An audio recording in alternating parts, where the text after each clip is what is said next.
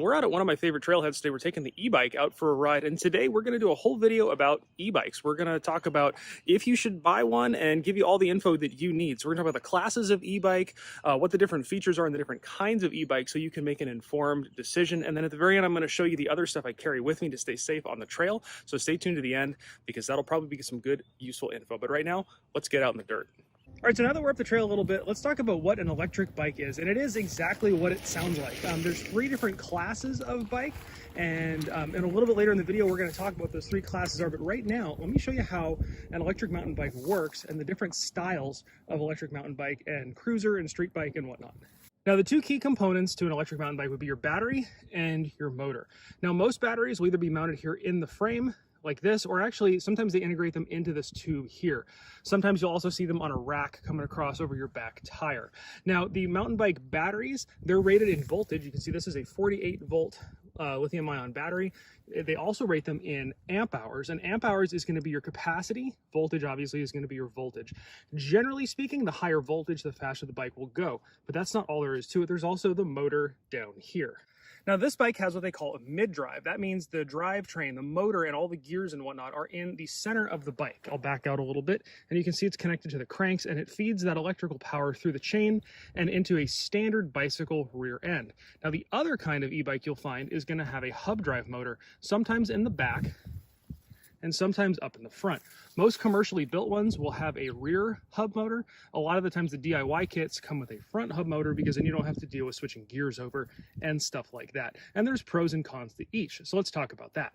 Now, I chose to go with a mid-drive, and I went with a mid-drive because for a couple reasons. One, it leaves your back end alone. So all of this is going to be your standard mountain bike back end, and that's what I'm used to working on, and that's what most bike shops are used to working on. The other pro to having a mid-drive is weight. You have your battery and your motor in the middle of the frame, so your weight on the bike is going to be in about the middle. Now, on a cruiser bike or something like that, it might not matter as much, but on a mountain bike where we're on the trail, we need equal weight distribution between the front and back wheel because we're on gravel, or we might be jumping it. You want to have that weight right in the middle so the bike stays nice and level when you're out on the trail. If you're riding on a road, street bike, bike path, stuff like that, the rear drive is not going to be an issue for you. So this is more of a matter of taste and opinion. There's really not a better choice.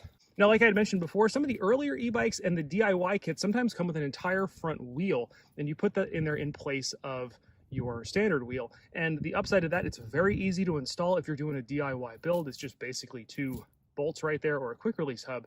The downside is you're putting traction to your front wheel, which sounds like it could be a pro, but if your front wheel washes out, if you're on gravel, you're more likely to crash over a rear. Nothing against the front drive, I just wouldn't use them in off-road or dirt situations. The other thing you'll notice on e-bikes is you're usually going to have some sort of a screen or a computer. Now, this will usually give you a couple different readouts. It'll give you your current speed, your battery, your range, and also your assistance mode. Most of these will have some sort of a control on the bars, and you can set how much assistance you want. This particular bike, you can set from 0, which is no assistance. You're just pushing it with the pedals. And you come over here and you can add up or down, and you can go up to 4 different assistance settings. This bike, and a lot of people say, oh, these are motorcycles, these are mopeds. This is the big difference. This bike will not kick on that motor unless you are pedaling. So you can't just twist that throttle like a motorcycle and go. You actually have to be pedaling for that motor to kick in. So this is a pedelec, a pedal-assisted bicycle. So when you hear people say, oh, these are motorcycles, these are mopeds, they're not quite right. Now, something else to be looking out for when you're choosing a bike are the brakes. Now, you can see on this bike, these are hydraulic disc brakes, and I've got them on the front and the rear. And I would advise that you go with disc brakes, not the rim pinch. Those are the ones that you see up here that kind of grab and snag the rims right there. And definitely not, especially if you're doing one with a front end add-on, definitely not a coaster brake. You want to have something with solid braking, and that's because these bikes will weigh 2 to 3 times as much as a standard pedal bike, and you don't want to be fighting all that weight with not proper brakes. So now that we've talked about the kinds of electric mountain bikes in terms of the drivetrain, let's talk about the legalities and the 3 different classes of electric mountain bike, because this is also going to change how you shop for a bike. The first thing I would do is go figure out where you're planning on riding. If you're planning on coming out here and riding on trails, or if you're planning on riding on bike paths, bike bike lanes, the street. There's going to be different laws depending upon where you live. So be sure to check that out before you start shopping for a bike. You don't want to buy a bike that it turns out you can't ride where you want to ride it. So let's talk about those 3 classes of mountain bike.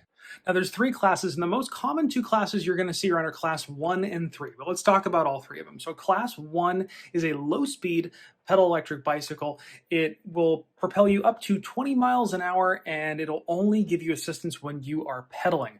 Class 2 actually does have a throttle, and you can use that throttle without pedaling up to 20 miles an hour. And like I said, class 2 is not very common to see, and that's because it's not allowed in a lot of places. And then class 3 is a higher speed pedal assist bicycle. Those ones will assist you up to 28 miles an hour. Now, one more thing to consider on top of the classes is the wattage of your motor, and some places do have regulations restricting the wattage you can ride in certain areas, so be on the lookout for that as well.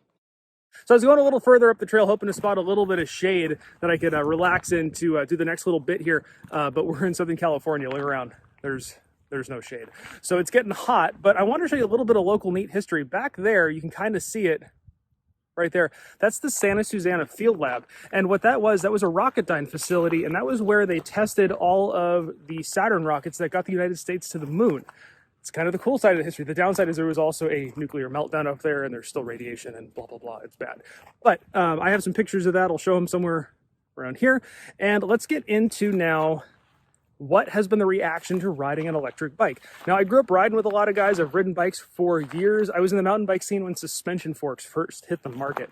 So to a lot of those guys, these things are cheating. And they're kind of right, but I have a different perspective on it. You can see down here, I got a knee brace on. I've had some issues with my knees and with my lungs. If it wasn't for this thing, I wouldn't be on a bike at all. I'd be sitting on my couch. So an electric bike gets you out of the trail and gets you exercising. Good for you. Go out and do it. The other thing is, people say they're not a workout. I'm going to show you the little heart rate monitor from my last ride. And you can see my peaks in there. Now, a couple times they dip, and that was actually, we were exploring and I was looking at maps. But I had a solid ride. And the cool thing is because you're on an electric bike, if you're in shape, you're still having to put in a lot of work. You're still getting a solid workout, but it extends your range. So, where you might have had to stop here, now you can get way out there on those trails. So it's not cheating. Would I call it the same as a bicycle? No, I wouldn't. It's an e-bike. It's not a bicycle. But is it a workout? Yes. Is it a motorcycle? No. Is it a moped? No. At least I don't think so, but I want to know what you think. So leave a comment down in the section below and let me know what you think about these. Are they cheating? Are they not? I don't think they are. I just think they're different, and there's nothing wrong with that.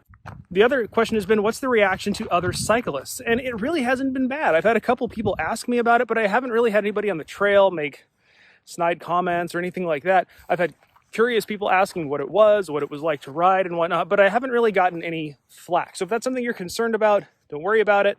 And if you do take some flack, you're out having fun. You're on 2 wheels. Who cares?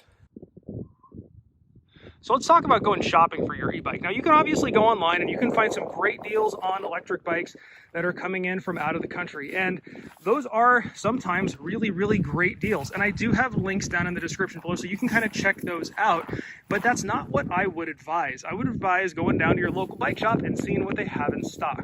A lot of bike shops are now covering and carrying e-bikes, and they do know them pretty well. And one of the reasons I would say go to your bike shop is because they will know what they can work on. You want to make sure that if you have a problem with your e-bike, you can take it to a shop that'll work on it for you and you're not stuck high and dry.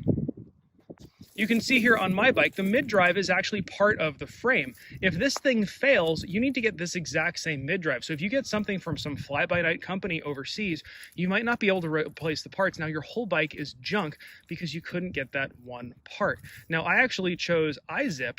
This is the E3 Peak DS. It's a couple years old. I don't think you can even get this one anymore. But because the company that makes this is Curry, they're actually located in my hometown, so I can actually drive down the street and go bother them directly if something goes wrong with this. So that's why I chose this. But a lot of the bigger manufacturers now are using Bosch mid-drives, and there's a couple other companies as well. But you want to make sure you get a reputable one, and I have links to all those in the description below so you can check them out.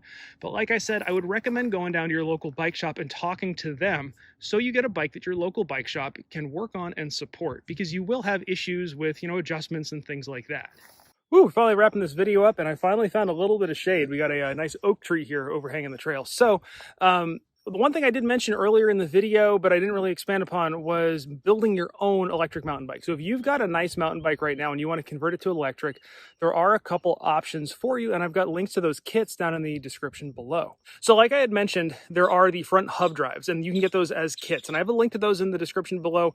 Those are great if you're doing like a beach cruiser or any sort of a bike you're going to be riding on the road. It's a really easy kit. You can install it in an afternoon. I just wouldn't recommend them for dirt because you don't want to lose traction on that front wheel if that front wheel spins up and tries to pull you.